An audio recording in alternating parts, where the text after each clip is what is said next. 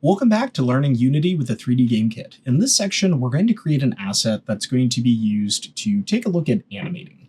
Previously, we made a gate, we made the gate close, and it worked with our system. But in order to take a look at animation, we're going to need something that needs to animate.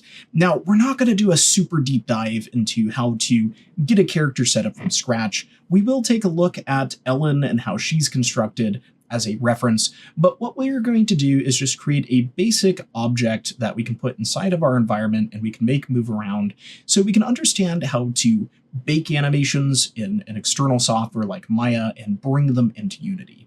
But before we can do that, we need an asset that we can do this on. So what we're going to take a look at in this video is building a basic little probe that we can add into the environment here. We can create a basic animation of it, maybe hovering up and down in a loop cycle, maybe create a variation where it's looking in different directions, and maybe even take a look at how we can make it move around a space. That way we can get a feel for creating different animation clips, compiling them into different cuts inside of Unity, and setting them up to create an interesting animation for our environment that helps bring it to life. So let's go ahead and dive in and get started on building this asset. For this next asset, we're going to take a different approach. Rather than having a detailed schematic, we're just going to create something from scratch and for fun.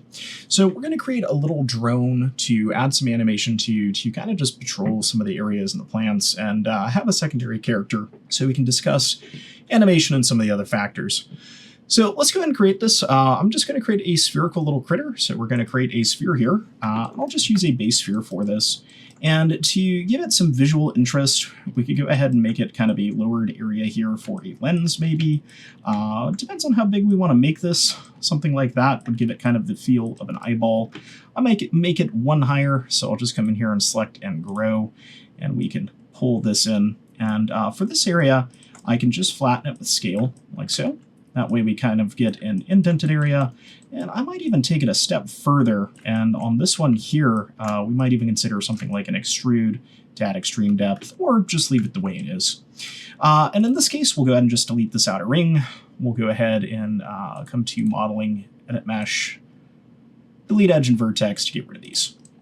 So something like this is going to serve kind of as the base for my object here. I can go ahead and rotate this forward 90 degrees, and that will essentially be my character. Now, to get some practice with glass, let's go ahead and create a lens going over the top. For something like this, I would just use the exact same sphere, rotate this 90 degrees again, and just delete in the negative, meaning that I'm going to grab the area I would want the glass to be here, and then just inverse this by shift selecting and deleting everything else. Looks like there's a few faces in here I want to keep, so we're just going to delete those, and there we go. Now we have a lens on top of our object here in terms of having kind of like a continuous surface. So something like this can serve as our low poly base. I'm just going to delete the history on this and freeze transforms. And we can go ahead and add in some greebling detail now to this to make it a bit more visually interesting. I'll go ahead and just duplicate this out. We can isolate this, and we can decide how we want to take the approach to this. I haven't really thought out how I want this to look too much. It might be interesting to maybe have some sort of a paneling here, and then maybe have it kind of recede back. So what I might do is just come into this edge loop here, and consider maybe the backside as well, somewhere around here, like so. And add in some bevels, but before I do, maybe make some connections across. And I'll turn on symmetry for this. We can go across Object X here. So that way we can make some chunky cuts out of this and just kind of have something in our bake maps to give this a little bit more detail. So maybe something like that. And then we can just come in here and hit that bevel tool to kind of create these channels. We can use the fraction to decide the depth we want. So I'll do something right around there. And then I'm just going to come in here and face mode now, and we're going to click through these so we can extrude them inward. And remember, we're just trying to create something quick to throw into our level to add a little bit more visual interest and to give us another asset to talk about in terms of adding things like animation. So I'm going to extrude this inward. We'll just do a Edit Mesh Extrude here. And I'm going to just push this inward, like so. That way we get this sort of interior bevel area here. And then we're probably going to want to smooth this out in some way. So if I press 3, we can see this is kind of the result we're getting. And maybe we like that. I actually do kind of like the softness that's giving us. That looks pretty sci-fi. The one area I might change is here along the lens. I might go ahead and make this harder and kind of leave those other areas softer like that to create these individual panels. So I think that looks pretty cool. Coming in here on this area, I can just double click this edge and we could do a edit mesh bevel here and just give it a nice tight bevel here so it doesn't go perfectly round, and this is going to be where our lens sits inside of, like so. And then when it comes to the interior here, I want to think about how I want this to go. We're going to have kind of a clear glass lens over the top. Maybe it's going to be a little bit dark, but it would be cool to have some like lights or something inside of here. So maybe we think of like a structure to kind of put these on. So something that comes to mind here is maybe making a ledge here. So I'll just take this area here. I'm going to turn off my symmetry, so that way I can use Shift to extrude here to kind of create a ledge where these might go. And then I'm just going to Shift to pull that in, Shift to pull this in, and create something like this. And maybe along this edge here, I'll put like glowing lights. But let's go ahead and hit these with some bevels here. So I'm just going to grab all these edges here, and we're just going to do a quick edit mesh bevel here. Get those nice and tight, so that way when we press 3, we have this nice looking result here for our little sci-fi probe. Now, as far as the lens goes, we can go ahead and name this sphere underscore high. I'll go ahead and make this our sphere underscore low. And then I'll duplicate the lens out here, Control D. And for this one, we can look at this and decide how we need it to go. And really, we don't need anything. So I'm just going to call this sphere underscore high. That way, we can use that. Or rather than sphere, let's make it lens underscore high. And then do the same thing here. Make this lens underscore low. And this will serve as our low and high base. So that'll be our low mesh.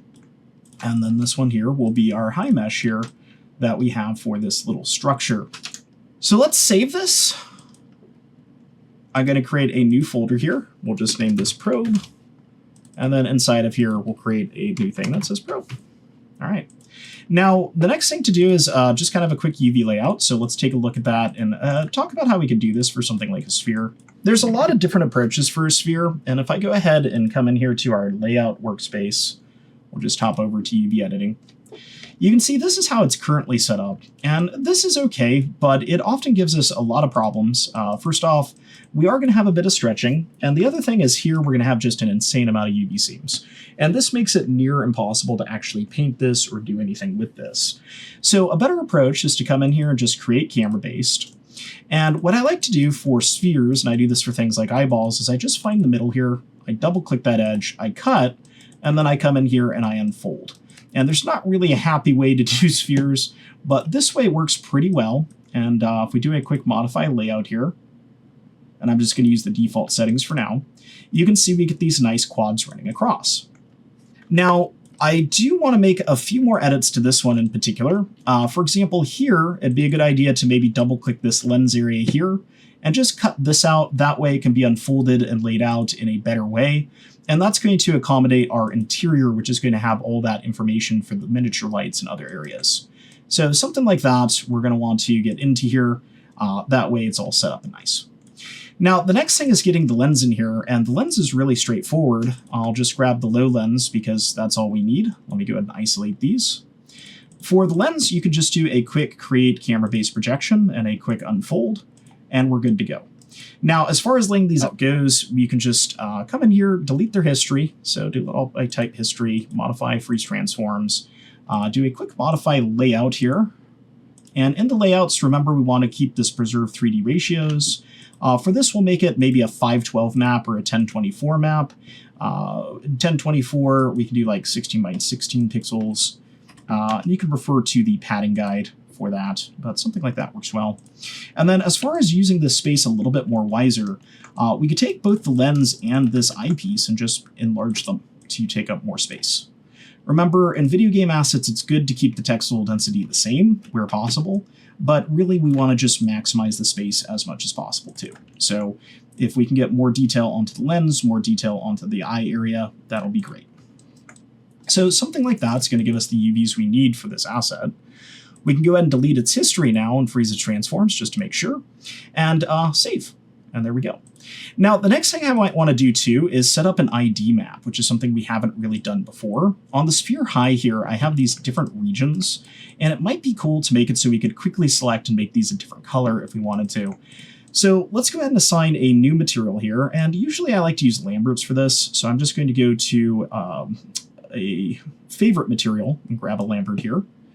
And you can set this to be a color. Now, in this instance, I'm going to set this to be red, and we'll be able to see that. Now, to make my life a little bit easier, I'm going to switch back to the general workspace so we're not seeing the UVs anymore. And that red's a little bit hard on the eyeballs, so I'm actually going to click right here to disable it. And then what I'm going to do is I'm going to come along these panels holding tab, and I'm going to select the faces. Now, remember, we can turn on Object X Symmetry here to make this go a little bit faster. I do want to make sure I'm just getting these panels. And we're going to assign a material directly to them. So this is something you don't often do in 3D. So let's just grab all of these. And then to get the next row, I'm going to do a quick select grow. So that way we have all those selected. I'll come in here and go to assign a favorite. We'll just grab a Lambert. And for this Lambert, I'm going to make this bright green. And if we go ahead and take a look at that now, you can see how that's interacting. What's really cool is something like Substance Painter will be able to distinguish between those two. Now, I probably want to do the same for the front panel here as well, and maybe even the interior faces. So for this front side panel, for example, I'll go ahead and hit this with tab. And I'll do the front and back separately because they have different information. For example, I'd probably want to do a select and grow here to get to this interior edge, but I don't necessarily want this face to be the same. In this case, I can go to Sign Existing and grab Lambert 3 and just make sure that's the green color, and we're all set there. Now I can do the same for the back, and for this one I can actually just select this here, and we can just repeat the select grow to grow the edges outwards here to the very end, and then assign existing, Lambert 3, and now you'll see the end results we have there. Now if I want the center to have separate color information, which I can do a similar result by selecting this here and then doing the select and grow to grow this outwards, but I have to be careful. You can see I accidentally grabbed something on the side there. So we'll use G here to repeat the grow command. And I can grow that to that inner ring. I can then assign another favorite, Lambert, and just go ahead and throw on a blue color here.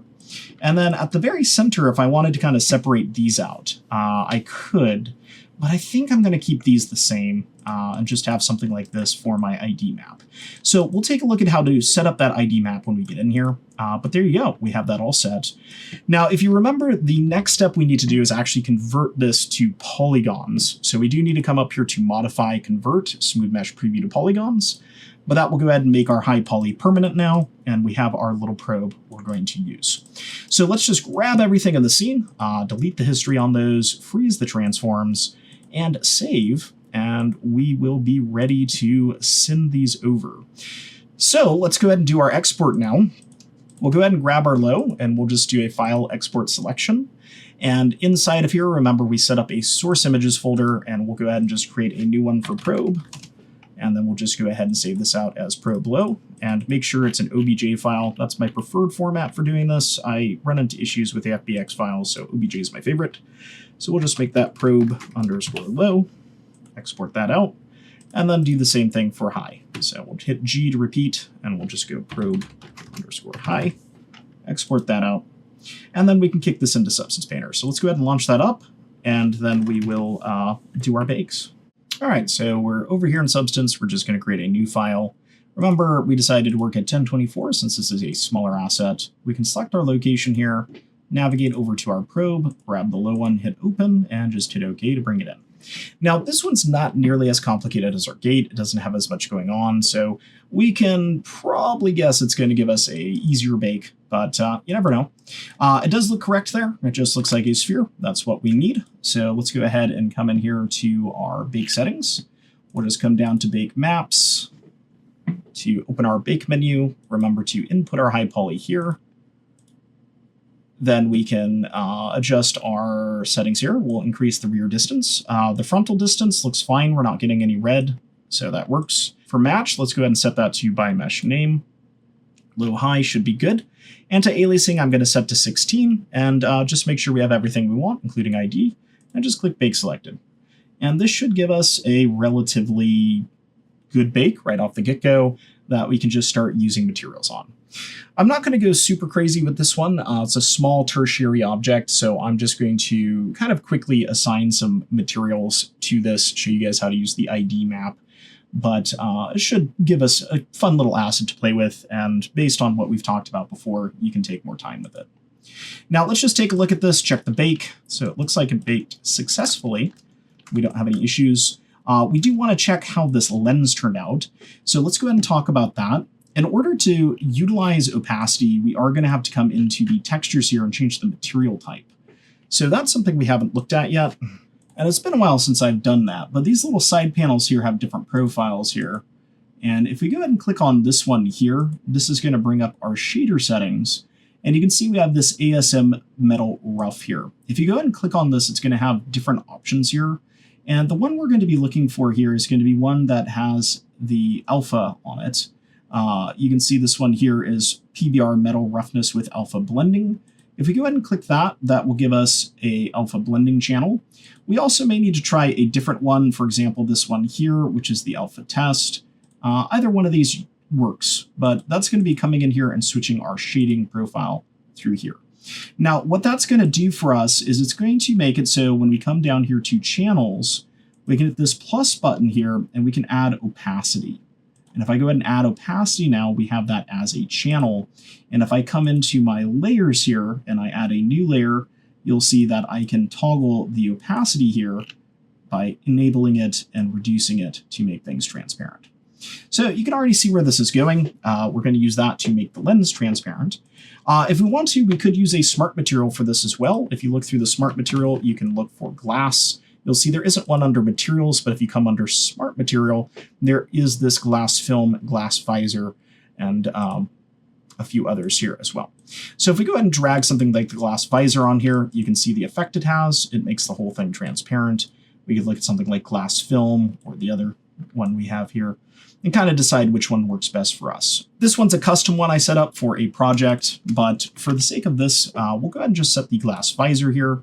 And in the case of this, we already know we can add a black mask to this, add a fill, just like we've done before, or a paint. In this case, I want a paint. And we're going to use the paint here to just paint this lens. So I'm going to grab the UV and then click. And you can see now we have that set up, so we have that lens in place. Now, to kind of separate this out, let's go ahead and give our other object a base here. There's that gunmetal in here that I really like the look of. I'm just going to search for gunmetal here, and we can find that steel gun painted or steel gun here, matte, and we can drag it onto the surface to see how this looks. So I think that makes a pretty cool area for the interior. We could also look at the other one here, just kind of see the difference. That one looks a little bit nicer. So something like that might serve as a good base. And just like we did before, I could right click here. We could add a black mask, and I could just come in here with a paint, and I could just grab these various UV areas here and just fill this in like so. And that could serve as our base. And just like that, we pretty much have a little character in place, a little probe. You can see all baked up and ready to go. We do need to dial some of these things in. So the glass visor, for example, I might want to come in here and play around with the base color. Rather than having a blue base, I might want to come down and make it more of a desaturated black or gray base. That way, maybe we get a little bit of that sky reflection in there, but we're not getting a whole lot in terms of coloration. So we can play around with that and find what works for us. The other thing I might want to do is maybe add some paint to this and maybe change the design. So rather than making this black, maybe I actually want to do something like white and orange. That seems to be pretty common in sci-fi. And it would fit nicely into our game, you know, being a little bit more saturated. So maybe we want to play around with that. In which case, maybe I don't even want to use this one here as our main metal. Maybe I just want to come in here to paint it and see what we have in terms of this. So for example, something like a steel tank, if this is like a military structure, might be interesting. I don't like the sand at the top there, so we're not going to go with that. But we do have all these steel paintage, just like we used for our gate, we can look at. And some of these might actually work out pretty well if we wanted to try them. We could also mix and match as we see appropriate. And I'm just hitting Control Z to undo my application. I do like the way this one's coming out. I like how it has the worn edges there, and I like the coloration there. So let's talk about how we can use this with our ID map. Let's say I just wanted this to affect the panels. So let's see how we can do this. If I wanted this just to affect those panels, we could use something called the ID map. And we could do so by coming to our mask option here. And rather than doing a black mask like we have, we could do an add mask with color selection. And when you do that, what you get is this thing linked in here to our ID. Now, we had the material set to our high resolution, so what that does is it makes it so it creates a color map that you can pick from, called an ID map. And we can use this pick color here to pick from that, and we could just pick these panels here, and you can see now I just have those side panels. From there, I can come in and adjust this color.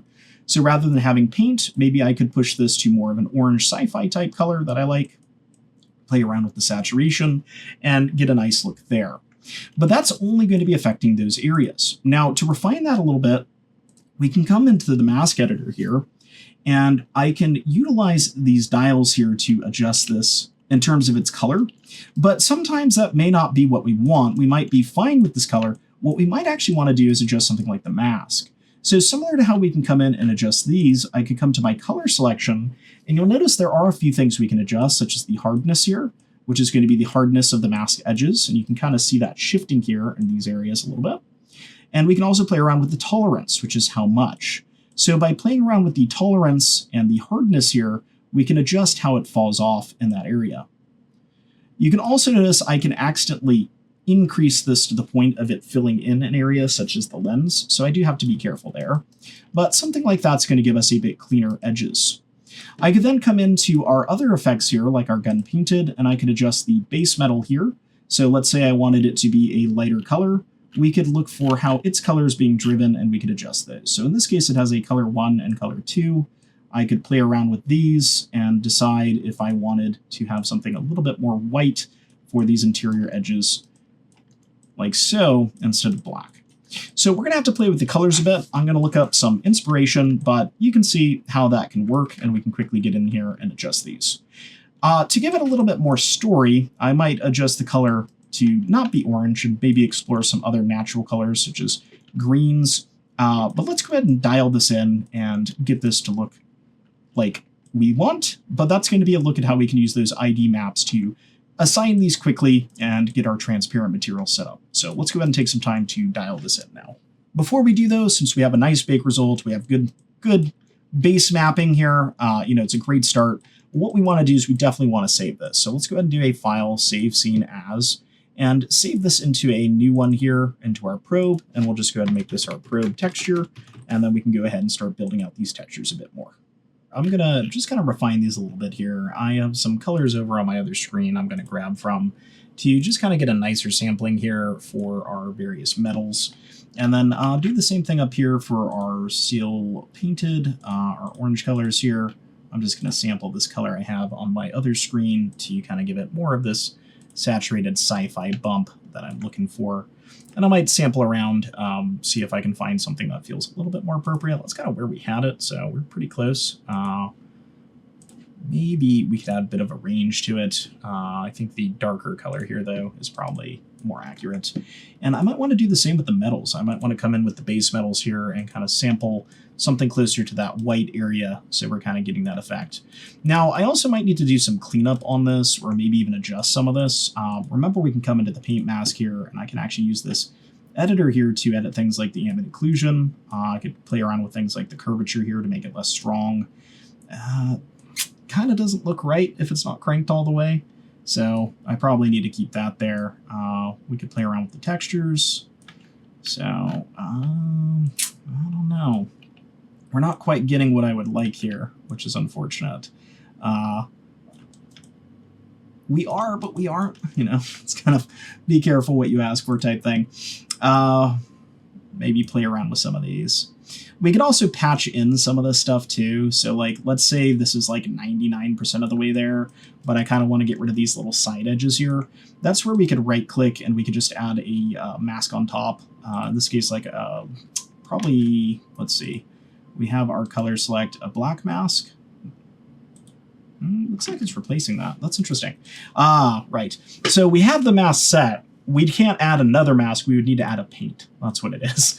That will contribute to our mask. And what I could do now is come in here with white, and we could play around with painting in white on this, or maybe even painting in a different color. White's not quite getting me what I would like either, which is interesting.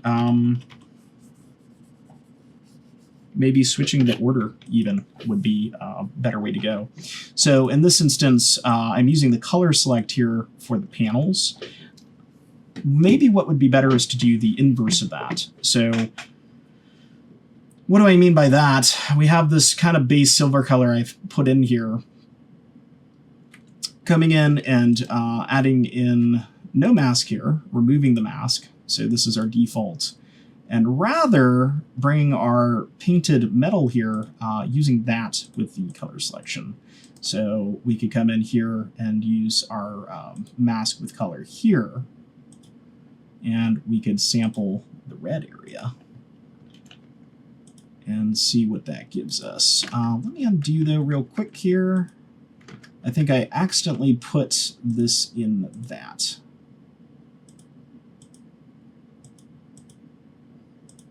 That's our gun painted texture. Okay. You have to be careful organizing these. So let's remove the mask there. Let's bring the steel gun on top, remove its mask, and then give it the color mask. Like so. And then we can play around with that and kind of blending it on the other area. And then with the steel painted, we're still not quite in there. What I don't like is this little ledge here. I'm trying to get rid of that. So in this case, we probably could paint that in. We could play with this now. You can see the relationship those have. So I could paint that to be more expansive. Unfortunately, I think it just has to do with the steel painted chipped here. So maybe I delete that and we look through different ones of these that gives us a result that's going to work better for us. And what I'm looking for is maybe something with, well, basically that doesn't have that little under area as apparent. So I don't know if I can actually find one that I like here and they still painted. This one here might work, so we could go ahead and just bring it under our top one. And that one's looking okay just because it's black, unfortunately. But I could still take the base color here, sample over here to my orange and see what that looks like. And, you know, play around with trying to get this to fit right for our particular scene. It does look like I need to assign it correctly. But maybe this one here, you know, will have more control over some of these in terms of how they're being applied. So the metallic paint here, we could look at how they're layering these scratches. And if all else fails, we could also bring in our own data, right? So in this case, curvature opacity, I could crank that up higher. They have this ambient occlusion, which isn't really helping any. This texture for texture 1 and 2. I think this one's giving us a little bit better result, where it's not quite as aggressive in some of these areas. And we can use that world space here to really dial in the edge wear. So I think I do like that in terms of getting something that kind of fits with our sci-fi vibes and still kind of works. I think I preferred the other paint a little bit better, but that world positioning here does give us the ability to kind of bring it off of the edges, which is something I appreciate. And with this color select up here, since it's attached to that layer, we can always bring in filters too. So for example, I could bring in a filter like a blur, and we could just blur this to have a softer edge. And that will make it look a little bit more natural, kind of going into there. Probably not too intense, but still something halfway decent. And this one hasn't been assigned yet. Remember, we can add a black mask here, and then just go ahead and assign this to our object, so that way it's not attacking the lens. And now we have that set up to where we have that in that area, and then we have our lens separate. So that way we're getting that cool sort of sci-fi orange-white feel that I was going for, but the blending looks okay and looks acceptable. Now, from here, I'd want to maybe incorporate just an area for the lens, a darker area. So I do like the steel painted. We've already determined that. I don't like the scratch it has, so that's on the lens, though. We'll see if it's the same way if I come in here and we just give it a black mask. Or actually, remember, we can do a mask with color selection here. So in this case, I do color selection, but we made that inner ring a different color. So I'll just sample the blue there. And you can see now I could have that set up. Now, it doesn't really make sense to have that edge wear in there, though. So I have to determine if I'd like that or not. It's kind of behind a lens, so I do like that it does pick up that edge. But maybe we come over here and we look for, you know, some sort of steel here, or just a non-scratched steel. We have some glossy painted. We have this steel gun that might be kind of interesting. This one, too, kind of has edge wear, but looking at it applied there, it doesn't have it as much. So let's go ahead and try this one out with the mask with color selection, and that feels a little bit better there. So we can see how that's going there. Now, from here, we could play around with maybe some emissive information. We could add in some more greebles like we did with our gate. So really, we're just going to want to take some time with it and make it look cool. Let's go ahead and review how to add emissive. You come into the textures here, you add a channel, we add emissive. Now we have an emissive channel. Notice that for some reason on the glass, there's glowing edges that are literally glowing. Let's turn off the emissive there. That's kind of neat. We don't want that. But now we can come in and we could find a way to do that in here, maybe in like this circular area. It might be cool to have like a bunch of little circles. So in this instance, I just go ahead and grab myself a emissive. Just like we did before, we can come in and make the emissive color white because we can always change this later. I can add a black mask to this. And I was thinking a bunch of circles to make it look like a camera lens might be kind of neat. We can see what we have over here in our alphas and our textures. Sometimes you might be able to find something that works. You want to avoid super recognizable things like these patterns here. Those probably don't work very well for what we're trying to do. But I want something with more perfect circles. This one here's exactly what I'm looking for, something like that. So let's go ahead and right-click and add a fill into here, and just drag and drop this right into here, and then position it. So we can hold Shift. Remember, we need to turn repeat to none. That way it's not repeating. And then I could just bring this on top of here, and we could have our emissive lens area for this section. So I want to take a moment getting it centered.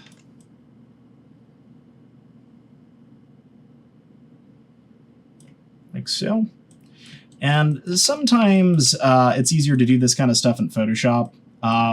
There are things we can do like turn on the wireframe in terms of visibility. You can do that over here in these various settings for display options. It's under the render settings. So this one here. If we come way down here, you'll see the show wireframe. We could use that to kind of approximately place this a little bit better and kind of square up that square on that center area. Sometimes that really helps visually. If it's not perfect, that's okay. Be an argument for maybe cutting this in half. But something like that could work out nicely, and I can turn off the show wireframe now. And we could have that in there as sort of a glowing light source. I could also consider doing kind of a repeat of these things on this to create interesting details. So for example, I could Control D this to duplicate it, and then Shift drag this out to be on that outer ring. So this here. And you're probably thinking, wow, that looks awful. But these usually have controls like the border width here and intersecting widths, intersecting numbers. So we could play around with the intersecting widths and numbers here to basically create kind of like a more interesting exterior photo effect. And we could set this to a screen to add it to the previous one, and then we'll start to have different shape details here is the idea. So you can see now those would have kind of a glowing ring and then a larger glowing ring. And then at the center, I could still do something. I don't know if I'd want to make it another ring like this. I could duplicate that original one again here, set it to a screen, and then bring it in, maybe. and have it super centered. This might be too much, but something like that does make it kind of visually interesting with a kind of a different hierarchy going. I could also consider, turning some of these on and off. Like that might be more interesting than having this larger ring going here, where we just have those outer rings and then that center ring. So we just have to kind of decide how we want that to go.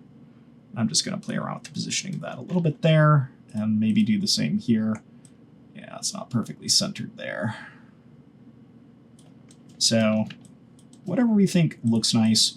I think maybe with this one, if I increase the number, that could be kind of cool. Do something like that to make it more eye-like. And just remember, those are all going to glow. So yeah. Now, the other cool thing we can do about this is we can also add in information to this that isn't emissive. So, for example, if I wanted to have these kind of have an indentation, like they look like light panels, or if I wanted them to be lifted, so at this tangent value, we get a little bit of light hit, we could give it some height here, and we could just lower it. And you'll see now, lowering the height, we'll go ahead and give it kind of an indentation. Or if I wanted them to be hovering panels, I could go the opposite way. In this case, I'm going to make them indent, so that way we have a little bit of a lip for the light to potentially catch on. And hopefully you guys can see there, if I toggle that on and off, you'll see that dark line come and go. That's going to be something that is nice. We can do the same thing with the roughness. If you look at the roughness here, we don't necessarily want these areas to have any roughness. So we could come in here and just increase that all the way. That way we are making it so those areas are non-specular. So remember, that was one of the things we did. And we can also come in here to color, and we can set that to black. So on the color channel, it is just black. So let me come in here to the base color. You can see how that would look, just black like that. All right, so that pretty much meets my needs at this point. The only thing I might want to do, like I mentioned, is maybe play around with some ideas of these greebles again here. We could look for various panels or other things to kind of cut into this. I don't want to take as much time as I took with the gate, but this guy is looking a bit plain, so it might be good to look for that type of stuff, or, maybe even add in a caution sign, or, some sort of information about this, and just kind of make it feel a little bit more detailed than what we currently have. And we could even look at the greebles here. Just playing around with some of these things could go a long way. Let's go to the textures, though. Those ones have the normal data. Adding some of this stuff in, even if we don't plan to incorporate it fully, could be kind of interesting. So let's say I add a fill here, and we just go into the normal. I could look for something like bolts or rivets or even panels, and we could just throw some on here to see what that looks like. So for example, if I added this panel in here, we could maybe bring this over and set this to not repeat, but we could place it into one of these areas like so,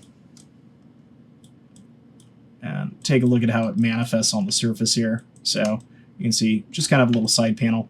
We definitely want to get in there and paint that to have some separation and look a little bit nicer. I think for the sake of keeping this demo as quick as possible, I'm probably going to leave that out and just kind of go with this as our little orb character without really getting too much detail into it. So let's go ahead and call this good for now, and let's take a look at exporting this guy. Just kind of review the steps to that. And if you want to continue with yours, add in more detail, make it more visually interesting, by all means you can, but we'll just keep this simple for now. So let's save and go ahead and export those textures. So exporting textures in here is really easy. We just come up here to File, we go to our Export Textures, and remember, we just set our preset here. So in this case, we're going to be looking for Unity Universal Render Pipeline. And make sure you're doing metallic standard, not specular. We'll go ahead and set this to a Targa like we did before. And we'll just set this to be 5, or did we do 512 or 1024? I think we did 1024. And select a location. So previously, we set it in a deliverables folder. So let's do the same thing here. We're just going to go into our folders. We're going to come to our deliverables, and I'll just go ahead and create a new one here called probe. And we'll export these there. So we'll just click export, and that will kick all of these out for us. Now, notice that we have an albedo transparency that should contain our transparent information. Coming into Maya here, we can set this up and we can set up our textures, make sure they turned out okay before we send it into Unity. Going back into Maya here, we can just go ahead and delete out the high poly from our file, and we can go and assign some materials here. Now, we're actually going to assign 2 materials, which is interesting and kind of annoying. But transparent objects need a transparent material. So we saw that with our gate asset. When we brought it on, it was set to a transparency. That's the reason why transparent things are very expensive in games. They need their own material, thus they need their own draw call. So we're going to need to do that here. Now, I will just assign a favorite standard surface for the main probe, and I will make this our probe underscore material. And then I'll do the same thing here, except for this one, I'm going to make it our probe lens. So I'll just name this probe lens material. And then we can hook these up. Now, before we do, let's just make sure they're named correctly in the deliverables here under probe. I'm not really great at naming my things, so we're just going to name this our probe underscore color. We're going to need to name this one probe emission. We're going to make this one our probe metal, and we'll go ahead and just make this our probe normal. Now, we don't actually need to hook these up in Maya. We really just need the materials at the end of the day. So rather than previewing these in Maya at all, let's just jump straight to Unity. I'm going to save this as our probe scene in our deliverables file, because it has the materials, so we'll just name that probe. And we'll go ahead and export this with the assigned materials, and then we can just input the materials manually in Unity. So let's go ahead and do our game exporter here. We'll go to File, Game Exporter. We'll kick it out to a new directory here into our deliverables, into our probe, select this here, and just name this probe, and then export. Now that that's done, we can hop over into Unity, and we can import our files to take a look at them. So I'll come into our scenes here, and in here I'm in the 3D game kits. We're going to want to back out to Assets, go into My Assets here, and I set my laser gate in there, but I probably want to create a new folder and reorganize things. In this case, I'll make one for the probe, and we'll go ahead and input our data here. So let's go ahead and drag these in. I'll bring in the FBX first so we can see it, and then I'll bring in the various probe files so we have access to those. Now, I wouldn't normally set this up inside of this scene. I'd set it up in a normal scene. But because this has all the rendering stuff in it, let's go ahead and just bring it into here and take a look at how this looks. We can see our little probe there. We're going to need to make it bigger. Looks fabulous. So what we need to do now is extract our materials. So we have the probe material here. I'm just going to right-click and extract from prefab, set the same folder, and then repeat the process here. Extract from prefab, select the same folder, and then we can go ahead and plug in our respective maps to these. So this is the probe material. You can see it's currently set to transparent. Let's make sure that's opaque. And this is going to be the albedo. This is going to be the emission, which I will need to bring in here under the emission checkbox. We'll go ahead and drag in the emission here. Then we have our metallic map we can place here. And then we have our normal, which we can place here, and notice it'll do the fix now, so we'll have that warning. So this looks pretty cool. We do have an issue there with the emissive. We might need to tone that down, but hey, it's a start. Now, this here is set to transparent, and all we need to do for this one is actually input our albedo into here to make the transparency read correctly. And then I'll also bring in the metallic roughness, so that way we have metalness applied. It looks like we might not have the ability to use those together, though, which is interesting. So this might be a limitation, or we might be able to find an option here. Here's a cutout, here's a fade, here's opaque. So we'd have to figure out which one of these is going to work. It also might mean we need to come in here and look for a non-standard shader as well. I guess in this case, though, we might as well just not use this because glass is glass. So we can just click into the metalness here and remove this. You need to click the little dot there next to it, not the icon. If you click the icon, it's going to try and launch that in Photoshop. But we'll just need to come in here and disconnect it. There's a lot of files in here. Let me type in none, and then we can set that to none. So not a big deal if we don't have our metallic roughness there in terms of this. Let's set this back to transparent since that's what we care about. And we can play around with that. So we're going to set that from the metallic alpha. So you'll see these aren't always straightforward, and it depends on the software you're in, but we can use the smoothness here to adjust it. You can also play around with the metalness here to adjust it as well. But something like that, gives us an okay look for that. And I'd say this is a successful result overall. And remember, this is a separate material, right?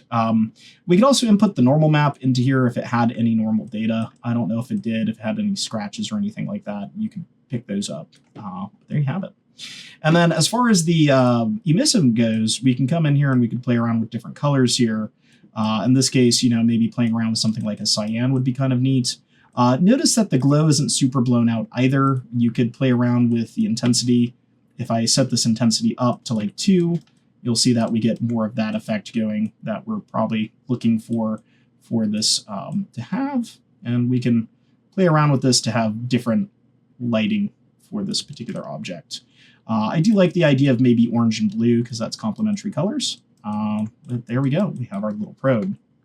So I can play around with this. I can make it different sizes. We can make it huge, make it small, but we will have our little probe in here that we can potentially add some animation to if we want to. I'm going to hit play just so we can take a look at this in context. And that will get our new little asset kind of set up and in place.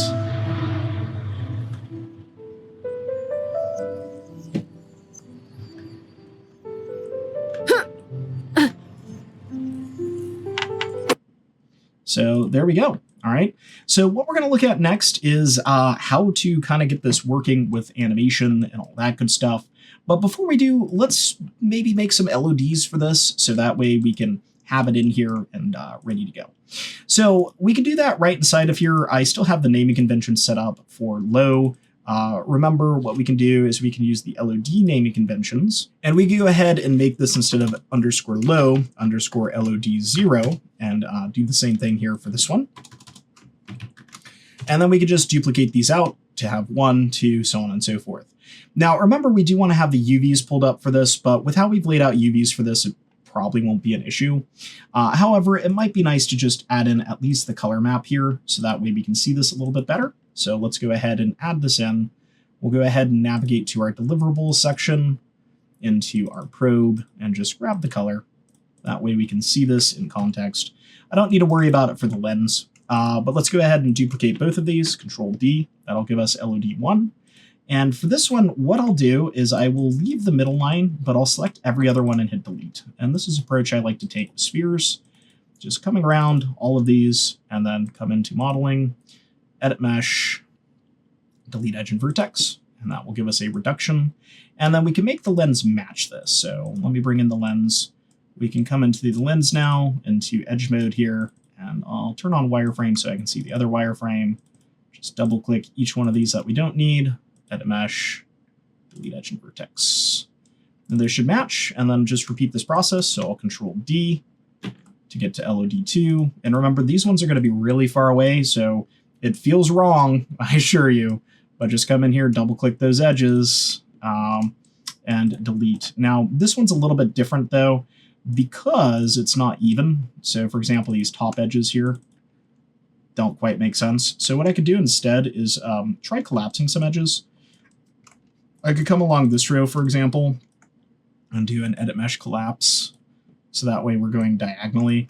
But we do have kind of a lot of loss of volume there, so maybe I want to play around with these to collapse here, and then maybe these here. And remember, this is the really far away one, so as long as it maintains its volume, it doesn't really matter so much. Maybe we want to collapse these, though, because I think that's going to be the best way to maintain volume. And we could always come in here as well, and this sounds crazy, but if I bring in my other one, I'd use the scale tool here to just scale these vertices out. And we can see now the effect that has. And then do the same thing here on the lens. Just do an edit mesh collapse. That way those match.